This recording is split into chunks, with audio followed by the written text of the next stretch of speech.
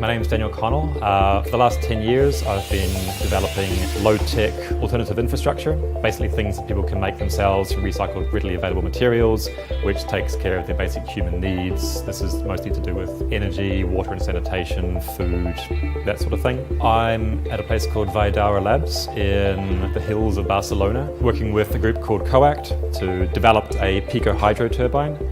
So a very small scale, but very low cost and portable means of producing electricity from water. Basically right there. So the whole project has been open source, making things more accessible. Theoretically, anybody, anywhere can make this stuff and get access to these resources. There's a bit of optimization is going to start rapidly paying off. So we're going to try again with two different approaches. A basic computer fan. Plan B.5 is this impeller design, which we're going to now 3D print.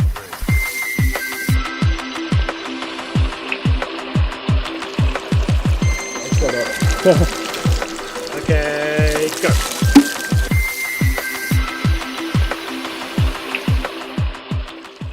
So this is the phase 3 turbine. It's similar to the previous ones that we tested.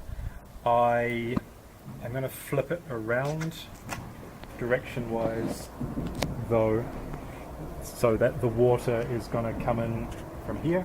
So this will be on, so we're going to move it to further down the canal with about like a 2.2 meter drop instead of the 0.9 meter drop, which should give like 3.5 times as much power overall.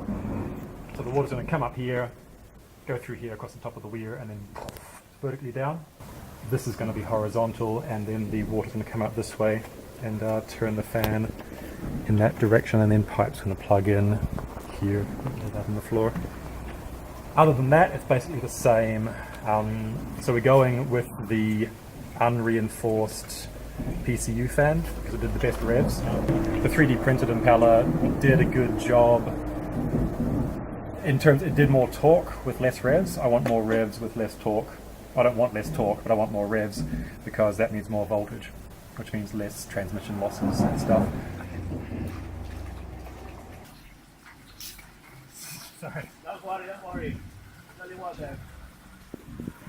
Well, water and some level of toxic waste. Water from the Anoya River. Yeah? Yeah. Wow! Loco! Vamos! Holy shit! Yeah. So fast!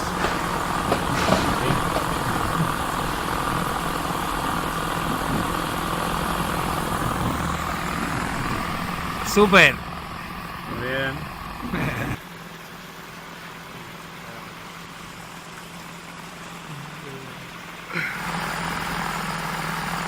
There we go. That's the number.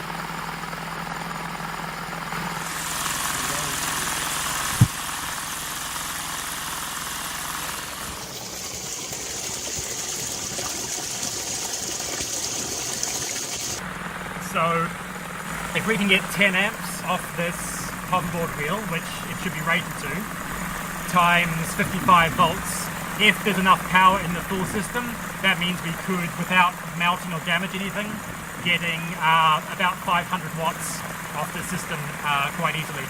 If there's enough water flow, but there should be, because like the full system power of this is about 1.2, 1.3 kilowatts. So even if we're only going at like 40% efficiency overall, which is hopefully more, that's still like 500 watts right there.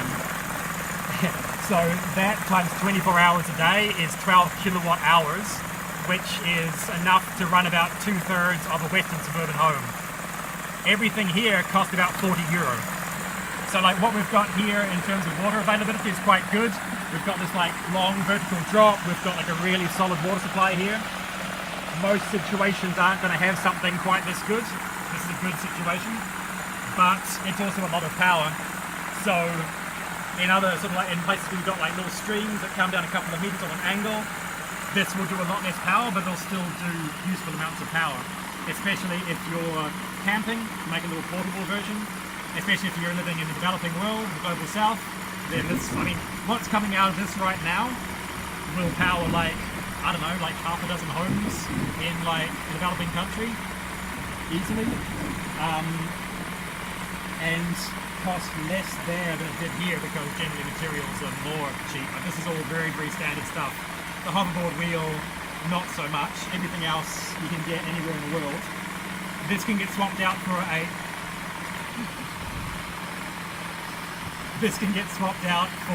motorbike alternator or something similar to that, which is available anywhere in the world and will do fairly similar amounts of power and voltage per rev. So next we'll wire it up.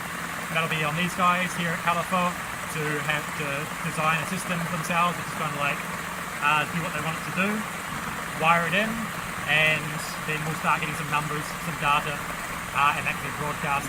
Once this has been going for a while, and as long as it doesn't break, I mean, we still need to like burn this in, obviously, over like days and weeks and months.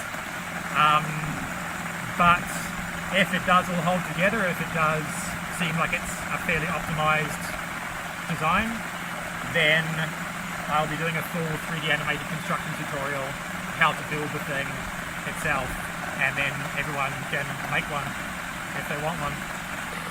So basically this is a very good result. This is a very good result. I'm pretty happy with this. Alright, let's see how easy this is. Yeah, pretty easy.